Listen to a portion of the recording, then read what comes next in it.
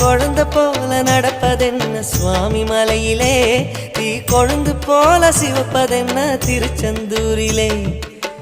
குழந்தை வேலன கொஞ்சி விளையாடலாம், கோபக்கார குமரன எப்படித்தான் ஆடலாம். குளத்தை போல மனசு கலங்குது, குமரா தெளிய வச்சா ரொம்ப நல்லது.